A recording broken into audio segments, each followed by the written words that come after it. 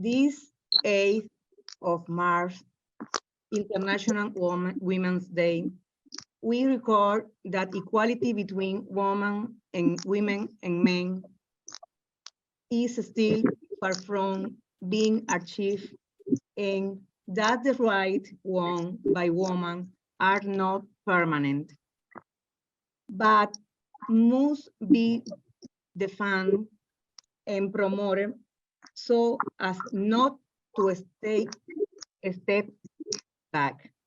Welcome this activity for the International Socialist Women.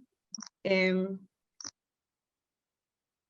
first panelist, the first for the introduced at this event is the Secretary General of SI, the Socialist International, Benedicta Lassi. Benedicta Lassi is a Ghanaian lawyer and political leader of the National Democratic Congress of Ghana. She has a diverse background in law, politics, and impact investing of the African continent. In politics, she was a member of the National Manifesto Committee of the National Democratic Congress for the 2020 general election in Ghana, and has served on several national policy communities, including the governance, youth, energy, and legal communities. She also served as Vice President of the International Union of Socialists of Youth and coordinator to the African community. Benedicta Lassi has co-founded a number of no-government organizations, including Novel Law Group and Law and Public Policies think tank, African Leadership Society, and African Trade Chamber. Benedicta Lassi was recently elected as the Secretary General of the Socialist International, making her the first African, first woman, and youngest person to serve as Secretary General of the organization. Welcome, Benedicta. You have get up the words. Thank you very much, and thank you, Jeanette. Thank you to the panelists for this event, and thanks to all the participants that have joined us this afternoon, this evening from all over the world.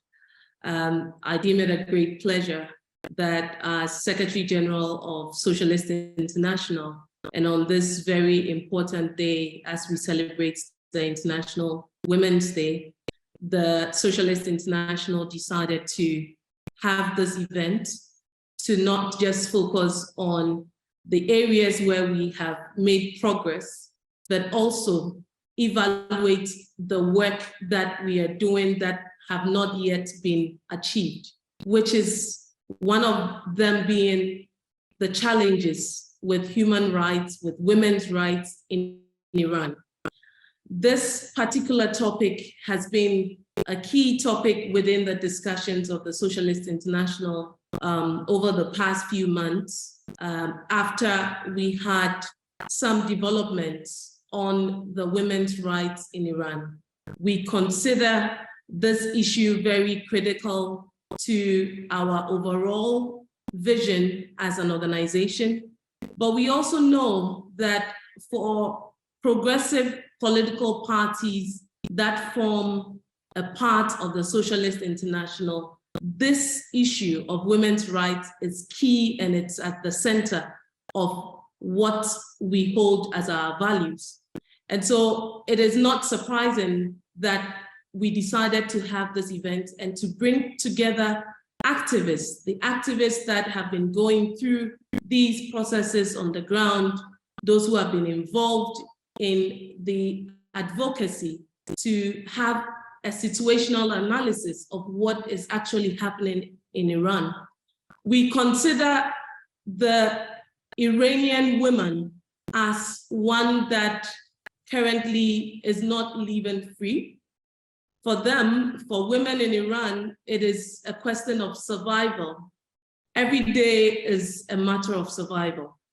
And it is important that as political parties, as activists, as advocates for human rights across the world, we do not just limit it to the obvious advocacies that we undertake, but we begin to ask ourselves, how do we show solidarity to some of these very challenging communities who are facing some of these very difficult situations back in their countries?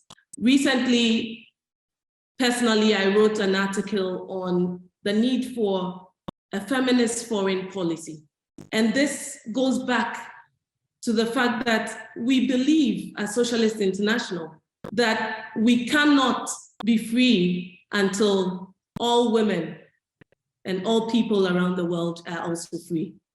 They have the freedom to determine their religion and how they choose to wear their hair. They have the freedom for political rights and social rights. And so today we are hosting this event, is the first of many that would come, to recognize the work that our activists have done on the ground, but also to highlight the issues that are happening in Iran and give opportunity to our panelists to share their thoughts on this, and also to get the inputs of participants as to how we show solidarity to Iranian women. How do we rally the international community to support the cause for ensuring that the women's rights in Iran are not undermined, are not further undermined, because currently we know that until we push through our international platforms, the Iranian women are standing on their own. And so we in the Socialist International and Socialist International Women are here in support of Iranian women, and we hope that this discussion would be insightful for many other people from our various political parties and also activists out there to also join our cause in fighting for the rights of women in Iran. So on this note, I would want to thank you all for joining us, and also thank our panelists for taking time to join us and to have this discussion. I look forward to very fruitful deliberations. Thank you. Thank you, Benedicta. Now, for the Social International and the Social International Women, it's very important the participate, the Lupa Benerje. Thank you, Lupa, for your time. Lupa Berenje is the Executive Coordinator to the Generation Equality Forum and Director of the Civil Society Division of UN Women. She led UN Women's work on the Generation Equality Forum, the global multi-stakeholder partnership initiative launched to accelerate the achievement of gender equality commitments. Lupa helps UN Women strategic engagement and partnership initiative with women's and human rights groups and civil society networks, youth group and social justice actors to promote intersectional partnerships for gender equality. Her work focuses on allyship with diverse stakeholders to influence global action on gender equality, in particular related to standard setting, policies discussion, and stakeholder accountability.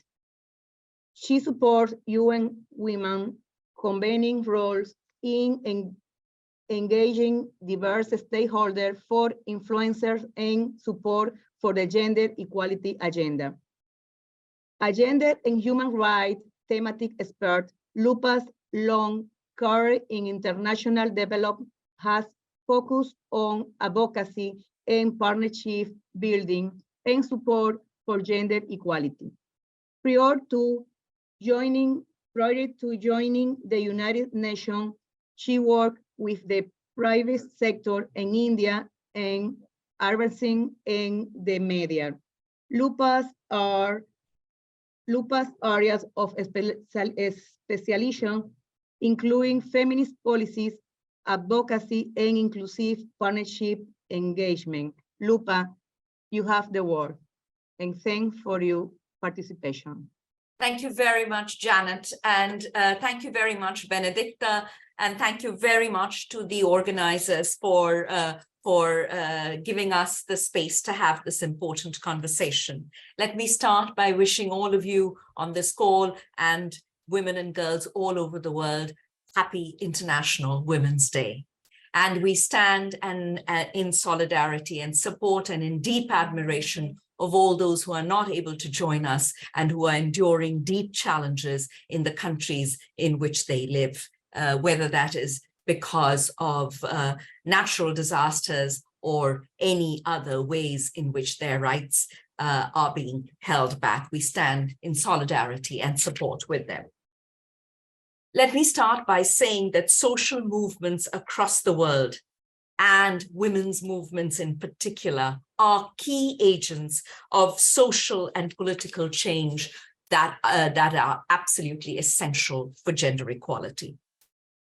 At UN Women, our mandate is centered on achieving gender equality and women's empowerment to help governments and all stakeholders work towards the achievement of gender equality and women's empowerment. This means that we work in full and deep partnership with women's rights organizations and social justice movements by amplifying their voice, their agency, their leadership, supporting their capacities to engage on issues that are critical in their communities and in the world. UN Women stands with the women and girls of Iran and supports the full exercise of their rights as established in internationally agreed conventions. All governments everywhere must enable the full expression of women's and girls' rights in a safe environment without fear of violence, prosecution, or persecution.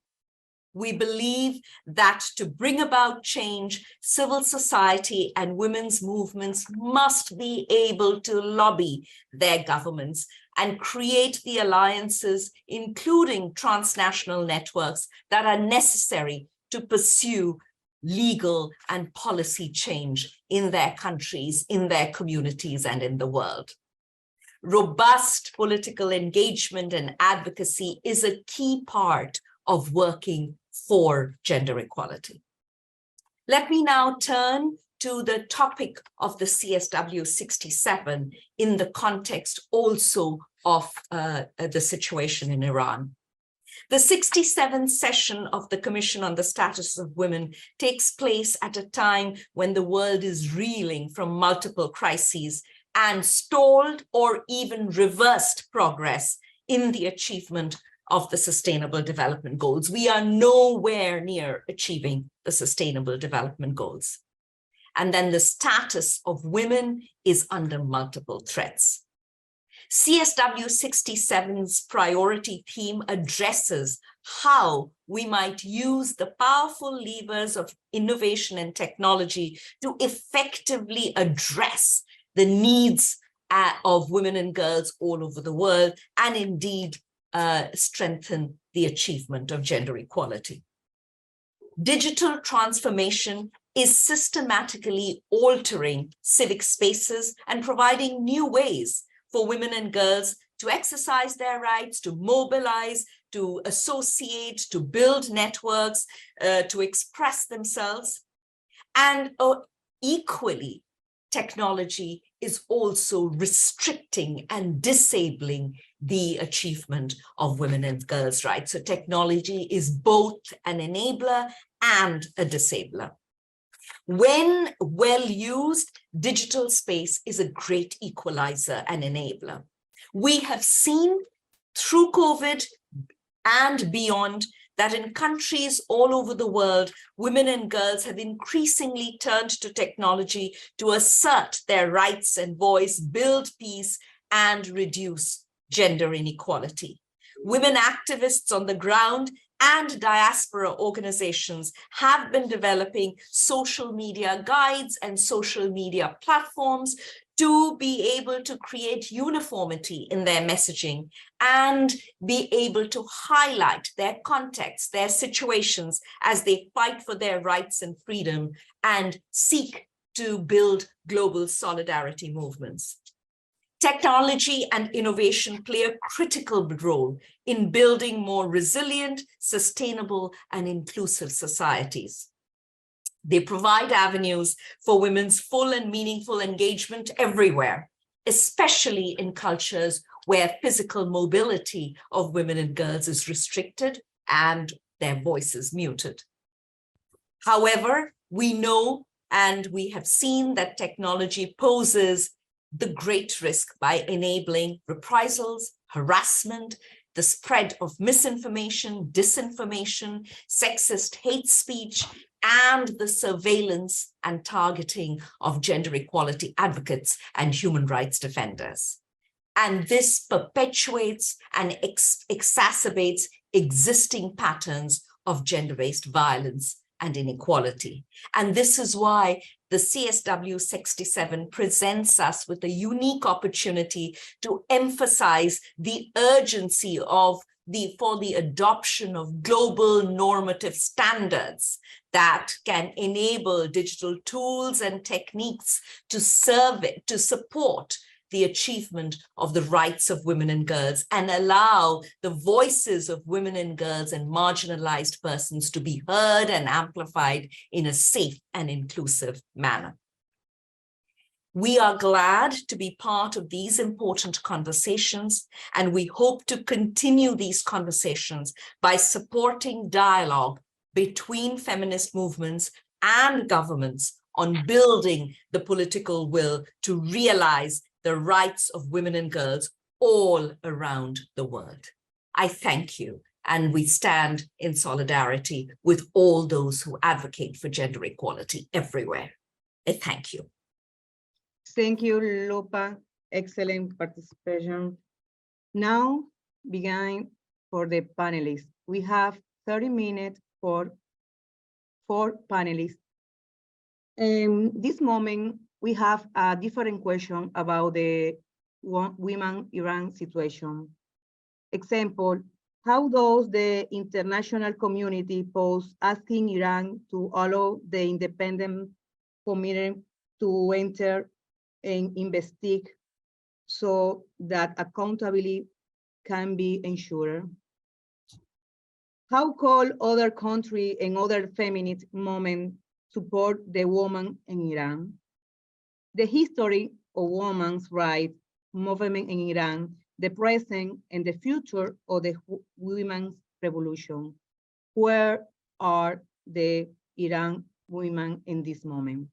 For this question and another question, we have these panelists. And the first panelist is Asad Khalili. Is a feminist activist dedicated to strengthening the social justice movement. She is the Senior Vice President for Strategic Partnership at the New York Women's Foundation. The former founding executive director of the New York City Commission on Gender Equality. Asade co-wrote dozens of New York laws and policies, mandating more than 50 agencies to provide the meaningful service to women and immigrants. Asade founded and serves as CEO of Youth Base, which works to stop the spread of HIV among young people. A successful program replicated in 7 other cities in the United States and South Africa. Asade has facilitated national and international workshops on gender and racial justice and leadership skills for activists. Born in Iran, Asade Horst and MPH from Colombia. You have the word, Asade, and welcome. Thank you very much. Can you hear me? Yeah, we can Thank hear. you, Benedicta and Lopa, my friend, and Janet. A warm greeting to all the participants who are with us from around the world. I am pleased to be here with you. And I'm also very grateful to my two fellow Iranian heritage sisters living in the diaspora for your courageous participation on this panel. I join you today as the benefactor of the work of so many women who have come before me, mentors who have come from all over the world, mentors who have come from Iran, but also from Africa, Latin America, Asia, Europe, and North America. Women's liberation is a global project. And when we win in one quarter of the world, we win everywhere. For this special occasion, on the International Women's Day, I am wearing this garment given to me by my grandmother, whose mother was sold into child marriage at the age of 9. Their poverty forced them to sell their female child. This is my way of bringing the hopes and dreams of my female ancestors into today's conversation. And this is my first point that I would like to make today. The Iranian women's movement is nothing new.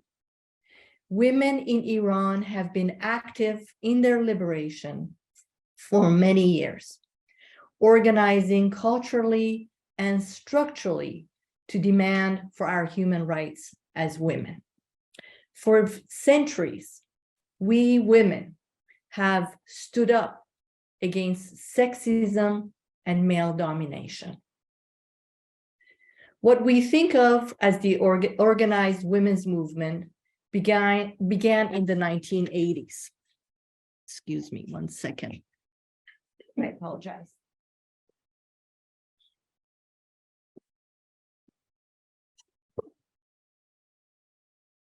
I apologize for this interruption. Don't worry, Asade, continue. Okay. You have only 5 minutes. Don't Great, forget about thank it. you. What we think of as the organized women's movement began in the 1890s, standing up against dictatorships and colonization in Iran. And then in the 1900s, women's voices became more and more organized, standing up for women's rights and girls' education. Women in Iran have never taken our liberation for granted. The 1979 revolution brought out the masses of Iranian women and girls who were demonstrating for the abolishment of a cruel monarchy, a regime that was put in power by the British and the American CIA in 1953. In 1979, people thought that anything is better than a puppet regime. They believed that a new regime would create better conditions for all. The left, the right, the secular, and the religious factions united together to fight the Shah's regime. It was a good fight. But soon, women were the first sacrificial lamb of the revolution. Once Khomeini came into power, all the rights that the Iranian women's movement had fought for were lost within months. We know that within the context of capitalism, within the context of oppression, rights are never guaranteed in the long term. They're not sustainable. Under the law, equal rights were taken away. 2 women became equal to 1 man. Women were forced to wear hijab. Our physical autonomy was taken away from us. The family protection laws were suspended. Child custody was taken away from women. Men could stop their wives from going out in the streets, from working, from traveling. Yet Iranian women's dedication to full equality has remained high. there has been a remarkable unwillingness on our part to retreat. We have stood for our rights and have continued to fight. On the International Women's Day in 1979, there was a march.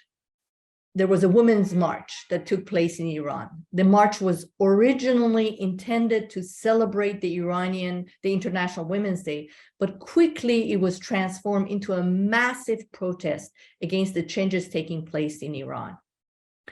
And women protested for days and days and days. Since then, we have seen regular uprisings of women. No other constituency in Iran is more organized, united, and committed to fighting for the rights than women. Most recently, in 2006, the 1 Million Women's Campaign was about the collection of 1 million signatures to support reform of male-dominant, cruel, and unjust laws.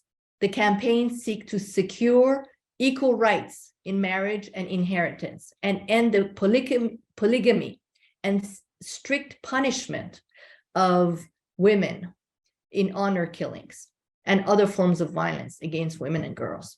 In 2017, young women launched a white scarf movement. Courageously, they appeared on the streets, often individually, removing their scarves and attaching them to a stick, which they waved in public. Several were tried and sentenced to up to 15 years in prison.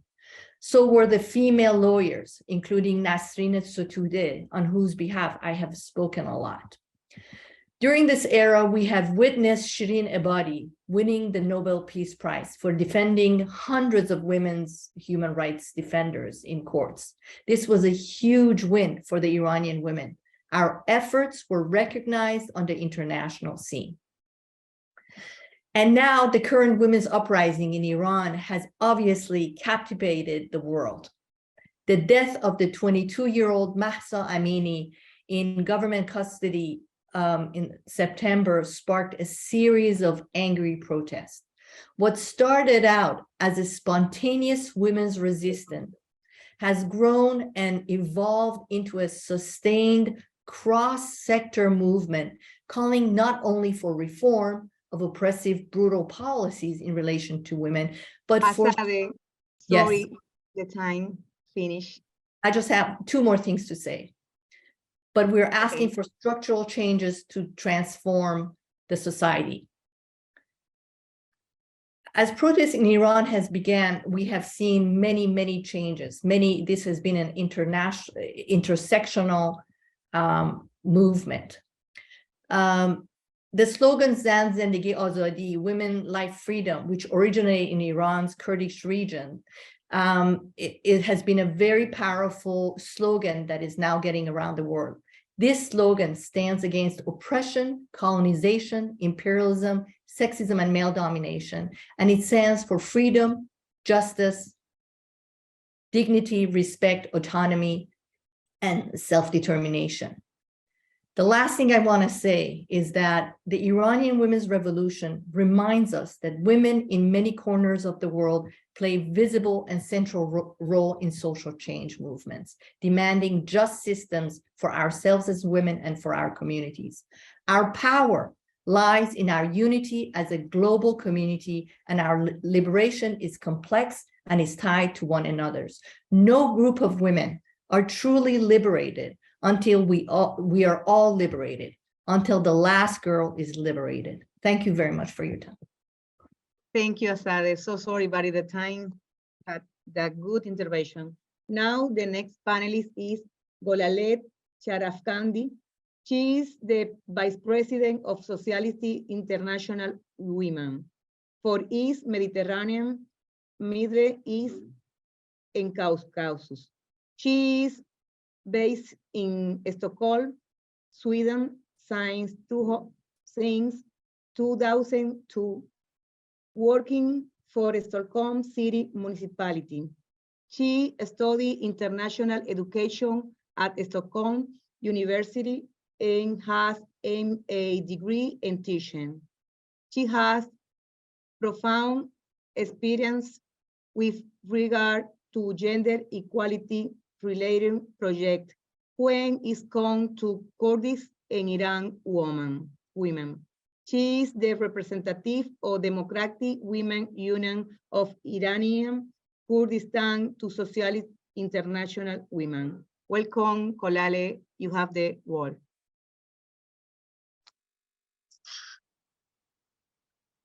Do you hear me? Yeah. Hello to everybody. The topic of my discussion is international community and Xinjiang Azadi revolution in Iran, a rhetoric evolution and a new stage in feminist movement. I prefer to narrow down it further to this topic: international communities, hesitation, and the price to be paid by people inside Iran. During the past 6 months, we have seen an Iranian revolution of Xinjiang Azadi came to surface after Gina Mahsa Amini being killed while being in custody of Iranian moral police, only because of her so-called improper veil. Gina was killed and consequently paid a higher price than usual. When young girls in Iran came to streets and protested against the brutal violence and compulsory veil, they were punished by regime forces through being beaten brutally, kidnapped, raped and killed, shot in their genital, shot in their eyes and become blind, tortured, forced to appear on TV and confess the crimes that they have never committed, being raped in police vans and in prison, being killed and their bodies found in very remote places, or their families have never had the opportunity to bury them properly or to say farewell. This list is a very long one. Now, the whole world sees another chapter of this scary reality going on in Iran, when Iranian young girls of 10 to 15 years old are subjected to systematic chemical attack in their schools and being poisoned by their own regime. This has been going on during the past 3 months and in more than 250 schools all over the Iran, especially in those schools where the young girls were active in protesting and participating in Xinjiang Azadi movement. This happens after the Iranian Supreme Leader Khamenei has suggested in a speech that those young girls might need a kind of punishment in order to make them not to follow the footsteps of those who are asking for women life freedom demands. And now, on March 8th, how can we celebrate this day while we are under the attack of those extremist regimes in Iran, Kurdistan, or Afghanistan, and internationally, when we witness the women's rights are subjected to compromises on negotiation tables all over the world more than ever? Why does the international community hesitate to defend those values and rights which are considered as basic human rights? What kind of message does our hesitation send to the Iranian women and Kurdish women who are subjected to intersectional gender discrimination, both as minorities and as women in Iran? Don't we jeopardize the authority of the established international community institutions through this type of hesitation? This is my question. Are some selective sanctions capable of forcing Iranian authorities to change their behavior? Do some mild resolutions have enough power or influence to make the Iranian regime to follow its obligation in not killing its own people and not carrying out chemical attack to its own young girls? Haven't we heard the Iranian young generation's voice asking for regime change and not slowly behavior change? What is the solution? Should we stop sending our girls to school in 21st century and in a country where women are highly educated? Don't we see those young girls are empty-handed and they need our voice? Don't we? As a Kurdish woman from Iran and as a gender equality fighter, I expect the international community to be unified and in harmony when it comes to our position with regard to obvious, brutal suppression of peaceful protests in Iran and Kurdistan. Is it not too much to expect? Golale, sorry, because you finished the time. I try to be. Is it too much to expect from the international community? I try to international community institutions to avoid sending double standard message to the authorities in Iran. International community tribunes are not supposed to be used by the enemies of gender equality. It is expected that for the international community not to give the Iranian authorities possibility of buying time. Focusing too much on nuclear negotiation is a kind of distortion of attention. Any type of help to Iranian regime means that being involved in killing innocent people in Iranian streets. The international community is expected to play a significant role in this historic moment in helping Iranian people. Selling arms to the Iranian regime must be stopped immediately. International community and institutions need to show and express their solidarity with Iranian women seeking respect, freedom, and women life freedom.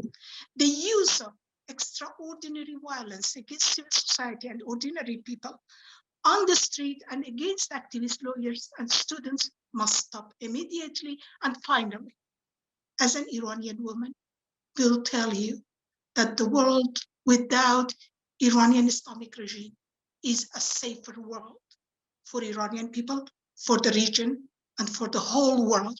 We need to stand beside Iranian people, not Iranian regime. Thank you. Thank you, Guralet. Now the next panelist is the Dr. Neda Bolorchi.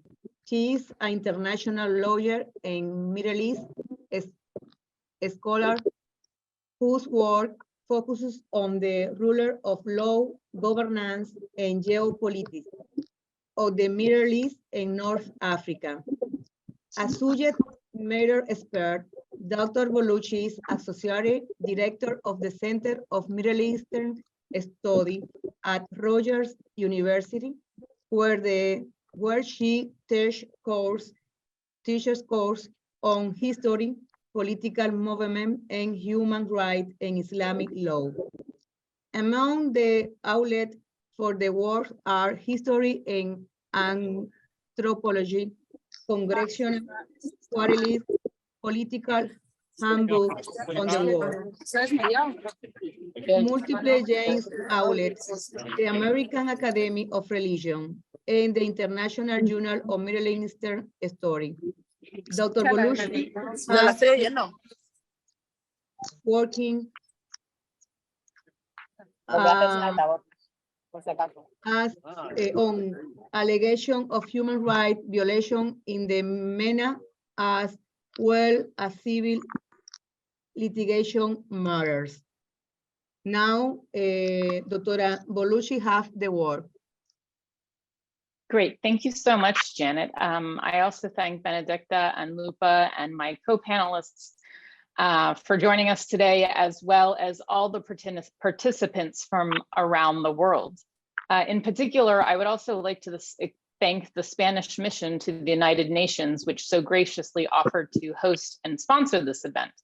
And I want to especially thank the Spanish mission to the UN because sponsoring this event on women and girls demonstrates commitment to the idea of women's rights as human rights and the belief in a safer future for women and girls. I'm not going to repeat a number of the things that have been said, but as we know, compounding forms of violence, governments and societies have legally, politically, socially limited women and girls from access to education, political participation, and civil society, in addition to multiple forms of violence against them. And in particular, one of the countries in which violence against women and girls, as well as societal engagement, has substantively increased is Iran. Co-panelists have spoken about the exogenous factors, as well as those related to government relations and the women life freedom movement.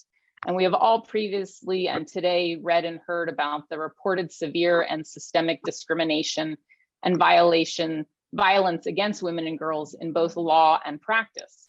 They are part and parcel of the protests that erupted in September. Women in Iran and around the world have long fought for their rights. My pivot today and the question that I have been asked to address today is the fact-finding mission on Iran. In the months before the November 24th vote, the Human Rights Council, along with the wider world, read, heard, and sometimes saw these brave women and girls, including the political right and religious women and girls, peacefully protesting, only to be beaten, shot, and blinded. Reports have been published about violent, arbitrary detentions and sexual assaults while in state custody, among other actions constituting violations of international law. Again, I've been asked to address international law and the fact-finding mission on Iran. And so as I address everyone here today, civil society members, UN officials, diplomats, I also want to address the government of Iran and ask it to consider its international obligations and its statements about the rule of law. Specifically recall the October 6, 2016 statement by Representative Ali Musavi at the 71st UNGA session. In his statement, the Islamic Republic representative emphasized that all United Nations organizations are obligated to respect principles embodied in the UN Charter in conformity with principles of justice and international law. And the statement was sought to clarify the Iranian government's position on Article 51 and matters of state immunity. And I raised this speech given by the representative for two reasons. In the statement, the Islamic Republic insisted that, quote, claims against a sovereign state must be pursued either in accordance with mechanisms provided for in bilateral or multilateral agreements or through international courts or tribunals. Mr. Musavi went on to decry the actions of a few states who defy legal doctrines and act against the international community. And the second reason I bring this up is the representative also shared his country's experiences and practices on the implementation of treaties and conventions. Thus, for those who think Iran does not consider its international obligations or flouts them outright, Mr. Musavi told the world this is not the case. Now, I brought this up with these points in mind that prior to the November 24th vote, UN member states asked Iran, then invited Iran, to address allegations of its violating international conventions and treaties. Member states suggested Iran help examine the reports, the accusations, and the allegations of crimes against women and girls. It would seem natural that the Islamic Republic, like any state, would want to help clarify that it's not violating international conventions, laws, or treaty obligations. Moreover, since November, demonstrable movement and tangible action on the national domestic level, which Mr. Musavi said that the Iranian government does, has not been produced to assuage concern about the treatment of women and girls since September 16th. because actions in line with international obligations and responsibilities were not forthcoming, because the Islamic Republic was perceived as flouting the international community's multilateral treaties, specifically the International Covenant on Civil and Political Rights, the Human Rights Council approved of and voted on the fact-finding mission. To be clear, the Islamic Republic has not withdrawn from the ICCPR. Like other member states have obligations, so too Iran has obligations and responsibilities to the international community. Specifically, accusations have been made that the Islamic Republic is in violation of the following ICCPR articles. Article 3 provides women equal civil and political rights. Article 6 prohibits the death penalty for girls, those under the age of 18. Article 7 prohibits torture, cruel, or inhumane or degrading treatment. Article 9 prohibits arbitrary arrests and detentions. Article 14 provides for a fair and public hearing. And rather than address its obligations or the concerns of the international community, the government has responded with flat refusals to participate or otherwise cooperate with the fact-finding mission. Instead, it has labeled the mission political.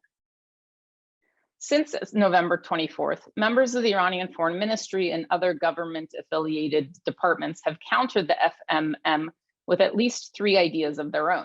One, they have floated the idea that, quote, terrorist elements turn peaceful assemblies violent. If is the case, cooperation with and allowing in an independent committee of investigators would help determine whether or not there were in fact terrorist elements. Iran's keeping independence out will not resolve the matter. I would also remind civil society and governments that independent missions are often used. For instance, the Organization for the Security and Cooperation of Europe has ODIHR, through which an election observation mission consisting of a core team of experts, as well as long-term and short-term observers, analyze and assess the elections of member states. This is not a matter of bias, it's a matter of opportunity. These countries participate and allow independent experts to make assessments and recommendations. Similarly, here is an opportunity to engage the international community to assess the presence and actions of violent terrorist elements. Number 2, the current foreign minister, echoing Mr. Mousavi, has stated that a national committee was established and mandated to investigate any complaint regarding the alleged use of unnecessary force by police. This may be the case, but what has been the substantive tangible results of this committee? What has it produced? What mechanisms are in place to assure the populace and the international community to which Iran remains committed that the committee is operating with independence? Who, if anyone, has been held accountable for violence committed against civilians? 3, the foreign ministry has also stated that, quote, UN human rights mechanisms should contribute to promoting the promotion and protection of human rights through dialogue and capacity building. I hear you. Excuse me, the time is finished. Yes, like everybody else, I'm gonna finish, thank you. The foreign minister, there are multiple member states approaching the Islamic Republic with concern. There are multiple attempts have been made at dialogue prior to November 24th and since November 24th. So the question becomes, what tangible mechanism would the government like to see passed, enacted, or voted on by the United Nations that would promote and protect human rights for women and girls in Iran, if not for permitting and cooperating with the fact-finding mission? There is constant discussion about member states adhering to the UN Charter, treaties, conventions, and votes of the international community. And to be fair and equitable, that means that everyone should be adhering to those responsibilities and obligations. The fact-finding mission is ongoing and will proceed with or without participation of the government. This means civil society will continue to collect, preserve, and send what it considers to be evidence. The Iranian government continues to have the opportunity to engage. It can have a voice and it can be heard, but it may do so through more than just words, but also actions. To return to my beginning statement, there is the opportunity here to make a tangible and demonstrative difference in the lives of women and girls. It is the opportunity to show the world that what responsible government does. Much like I began today discussing the importance of actions over words, may this be a moment to engage in good actions and make a difference. See the fact-finding mission as an opportunity to demonstrate with action what your words actually mean. Thank you. Thank you, Neda. Now the next panelist is Hannah Hello Muro. She is a Spanish politician and academic. She currently serves as member of the Assembly of Madrid in the Spanish Social Workers Party, PSOE. Parliamentary group. He is also the president of the parliamentary group and the secretary of international politics and cooperation at the Federal Executivo of Socialist Party. Previous, she served as Secretary of State of Migration from 2020 to 2021. She participated as an expert in the last stage of the elaboration of the Spanish national strategy against terrorism 2018. Hannah, welcome. You have the word. Welcome, Hannah. You have the word. Hello, can you hear me? Can you hear me? Yeah. Yeah. Nice. Yes. Yeah, we can hear. Okay. Yeah, just wanted to say hello. Thank you for organizing this important event. Thank you, President of SI Women, Janet, all the organizers over there, United Nations, and Benedicta Lacia, our Secretary General. Thank you for doing this important event because socialism is internationalism and we are supporting women. I just want to show you where we are right now, which is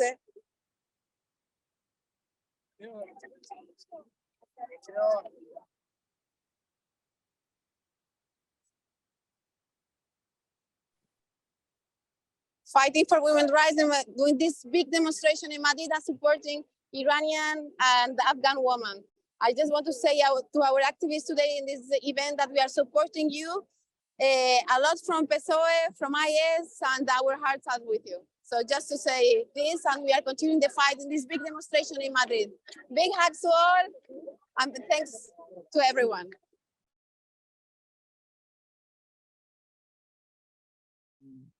Thank you, Hannah. Now we have the time for question of the panelists. Somebody have a question? Nobody question? Pia?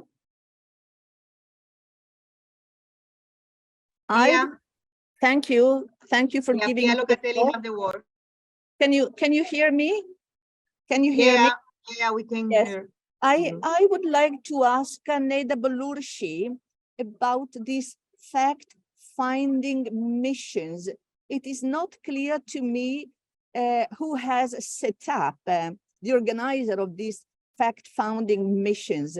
Can you explain a bit more, please? It's quite interesting having people there to observe what's going on in Iran on the ground. Thank you. Oh, yes. So let me, differentiate there for you, Pia. So there was, the Human Rights Council voted for the fact-finding mission. The government refused to cooperate or allow in members of what would be the fact-finding mission, including the chairs. The president of the Human Rights Council selected chairs of the mission. And because there is not cooperation with the government, that fact-finding mission is dependent upon evidence or materials, let me rephrase it, materials that civil society and Iranians consider to be evidence, and they are being collected and transmitted right to a location that then UN, sort of in essence, the United Nations put out a call for a team, and people applied like they do for any job. And so those who were accepted and became part of that team, of which, to be clear, I am not a member, they will then go through that documentation and those materials to determine whether it would suffice or does suffice as evidence, usually writes for a report, sometimes for legal findings. And so that's how the process works. And so when I say that the government has an opportunity to, it has an opportunity to participate, specifically, right, the first point, if there were or are terrorist elements that turn peaceful demonstrations violent, then it should, in contributing to what is an independent fact-finding mission, show that documentation in those materials, right? And part of this process is on both sides to, if both sides were participating, to make an assessment on whether that documentation or those materials are valid, right? So it's a very sort of a legal process. Thank you. Have the word Kawasar Fatai. Kawasa Fatai. Yes, thank you. I'm really happy that I'm with you and in this great event. I really thank all the panelists. They're great words. I just want to add something. I'm from Kurdistan. I'm from Iran. I have a fresh news about the poisoning the schoolgirls. Today, teachers have taken to streets across Iran outside the city's education department to protest chemical attacks targeting schoolgirls. Many Iranians believe that these attacks are deliberated. They chanted secure school is our right. I just want to ask that with this huge, this great images, this great talking that you had right now, what we can do for Iranian women, because as you know, that the message of Iranian revolution, women, life, freedom, has a message for all women in all around the world, not just for Iranian women. And the problem, the right now problem is not just only for women in Iran. They poisoning school girls inside Iran, and there are no one to ask, to talk to answer this question, why the school should be attacked like this. Thank you for all of you. Thank you. Thank you, Kawasa. Now, Senia Bashir have the word. Thank you, Janet, and thank you, sisters and friends from around the world. Happy International Women's Day. It's really fantastic that we are showing solidarity with women of Iran. And my question, the first question to Gulale and to Azadeh is, how can we amplify the outrage? Why isn't this revolution, which is purely women-led, much more covered? I come from Western Sahara, and I can tell you that we've been fighting an occupation for almost 50 years now, and you feel that after this long time, there is almost a fatigue in solidarity. How do we, as human rights activists, as people who defend justice around the world, continue with that spark and with that fire within us when women in Iran are fighting on a daily basis? How do we not get tired, and how do we ensure that continued empathy and solidarity? My question to Neda is, in addition to the Commission of Inquiry, are there other legal avenues that have not been explored yet? Has, for instance, the UN High Commissioner for Human Rights visited Iran since this began? Is that a possibility? Would that help? Once again, thank you so much, and I'm so privileged to be with you. Thank you, Senia. Have the word Kulsum Bilgehan. Have the word. Thank you, Janet. Hello from Ankara, Turkey. Well, we feel the pain of our sisters in our neighbor country, Iran. As we are celebrating the 100th anniversary of Turkish Republic, the thanks to reforms are now today. Gulsu, Gulsu, wait, because we can hear, from we the can hear, we can hear, streets in we can hear. spite of all the barriers. Wilson, Gulsum, so sorry, but we can hear, we can hear. Working together.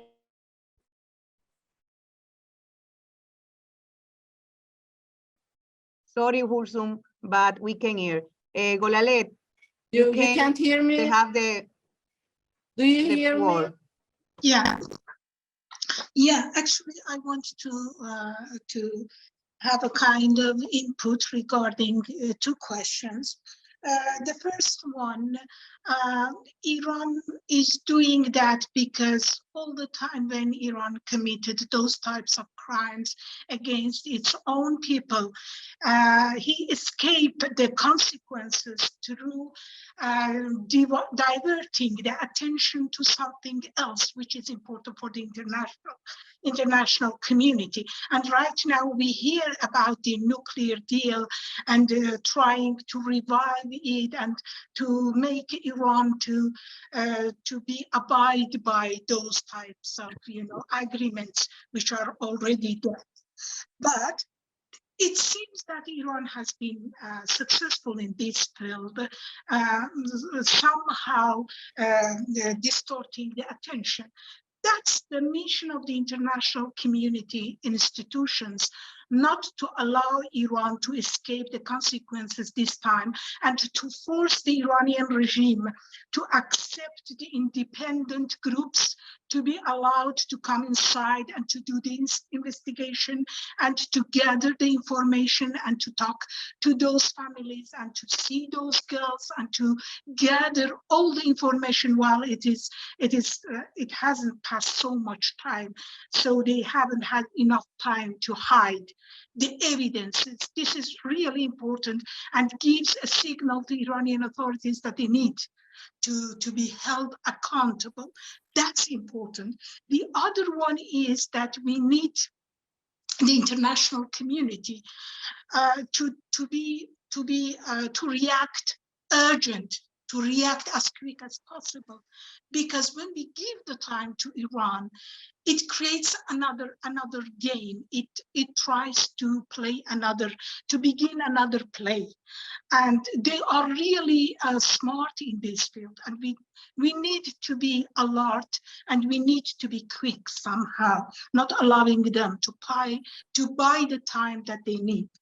That's another point. Another thing, why the women are not tired, because we know that we are right. We know about our right. We cannot live this way in 21st century. We are asking for our basic rights, very basic rights. And they want to send the Iranian woman back to the home, and they do not want to allow us to be aware about our rights. So when we know that we are on this side, we see that we do not have any other option. It is about survival. So we cannot give up. It's a question. And we have this background. There are so many things that we have to be able to learn. And finally, so it is our mission. We do not have any other option. The third one, somebody asked about the importance of international community.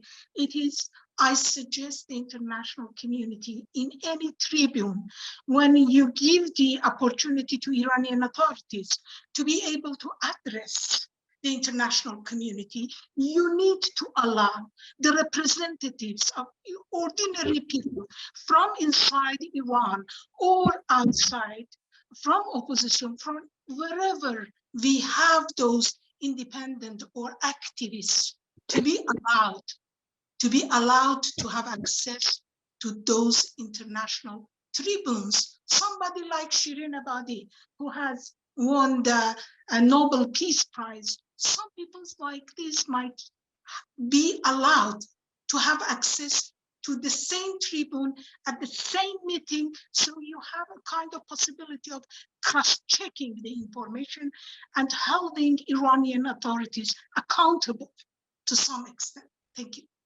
Thank you, Arlette. Now have the word Azare. Azare?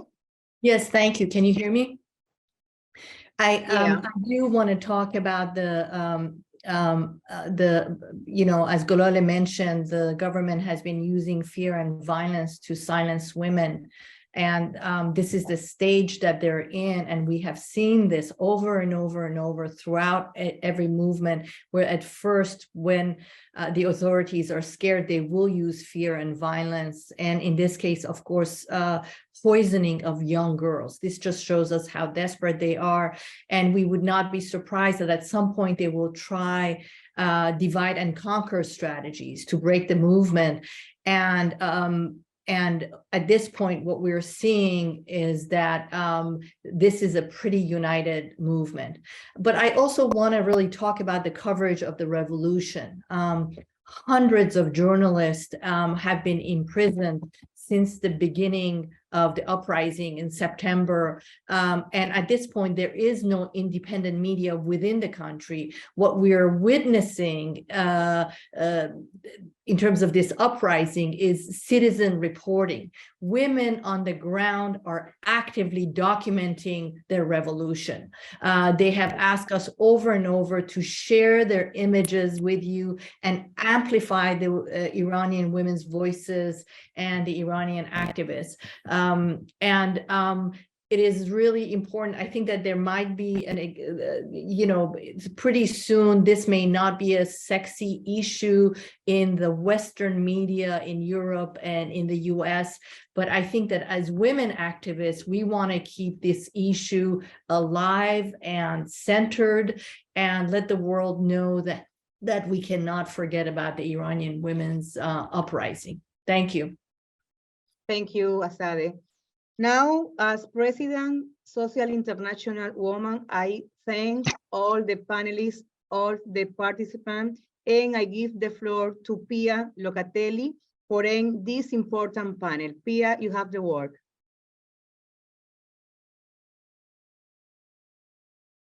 Pia, don't hear you, Pia. The micro. Turn my macro, yes. Oh. Well, Janet, thank you very much to inviting me to wrap up this very interesting and full of emotion meeting in the name of Socialist International and Socialist International Women.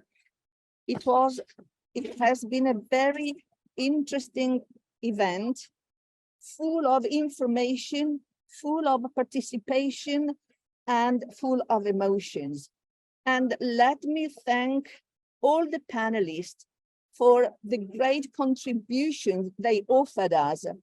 We are following what is going on in Iran, but sometimes, as it was said by Azadeh, we miss information because hundreds of journalists are in prison. And these moments like this we have just had are so important for us to continue to be committed, to be near Iranian women and girls, and to try to amplify what is going on in that country. Thank you very much indeed. And also thank you to the Spanish mission for having set up this, offering this occasion. And thank you to the Secretary General of Socialist International, Benedicta, and Janet Camilo, President, one of Socialist International and Janet of Socialist International Women. Let me just point out 1 point per each contribution.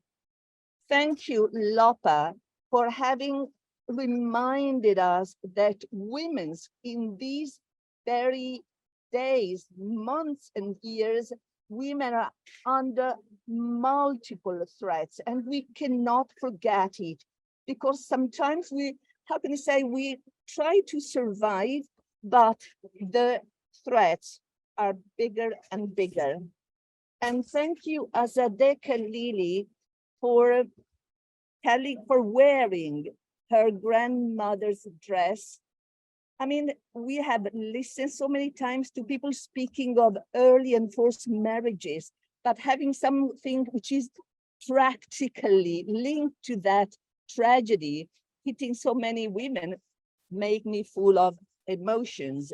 And thank you for remembering us that the revolution of 1979 raised hope at that time, but in the end, women were the first sacrificial land. It was terrible. And then also thank you for letting us know that the motto, women, life, freedom, was a demand for respect, justice, equality, liberation. In 3 words, there are so many concepts. And thank you to Golale, our Vice President of Socialist International Women, for urging us, international community, to give up with our hesitations, because our hesitation, the hesitation of the international community, make people of Iran, young women, girls, to pay a very, very high price. The problem is we have to find solution, but we needed to be helped in finding this solution. And so I want to thank, I can't remember the names exactly, but I will find out. Let me see for a while. Neda Belushi, for speaking us of the fact-finding missions set up by the Human Rights Council. It is such an important tool, and yet rejected by Iranian authority. They denied cooperation because they know that they do not have any reasons to defend what they have been doing. And to Neda, thank you for reminding us that there is international law and binding commitment for all countries and all authorities. And it is clear that the Iranian authorities are really violating international law, and they are not respecting what the commitment they are bound to. And who's missing? Sorry. I'm trying to go through my notes, and I want to thank again Neda for being so brave in addressing the situation. Senia, and also I want to thank those of us who had asked for questions.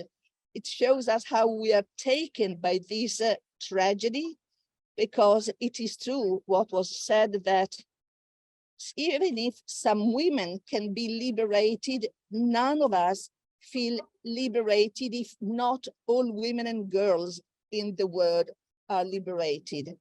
And let me give a tiny contribution of what some people in Italy are doing to support women in Iran. It is a recent information, 80 members of the Italian parliament have found a way to support practically with facts these people who have been in prison or are at the risk of being put to jail. Each member of these 80 parliamentarians are, so to say, adopting people who are risking to be again put back to jail, and having this sort of adoption or sponsorship make Iranian authority understand that they are under control for each single case. We hope this may help, but just to conclude, I want to say that we have to do one thing. We have to amplify day after day what is going on in Iran, because as Azadeh said, the risk of forgetting the situation because we get accustomed to this situation, which is losing sexy attention. We cannot afford this. We have responsibilities as Socialist International women, women's organization of NGOs, but also personally, each of us have to become amplifier so that the world, not one person in the world can forget the tragedy hitting that beautiful and fantastic country and people. Thank you very much to all of you. It was absolutely fruitful and useful to celebrate the 8th of March with this meeting. Thank you very much to all of you. Thank you, Pia Locatelli. Thank you. From the International Social Women, we will continue to support and accompanying the women in the world. I can say the socialist dance is coming, is feminist, and we work for and for it, okay? Have a nice day. See you in the next opportunity. Bye. Thank you for everything.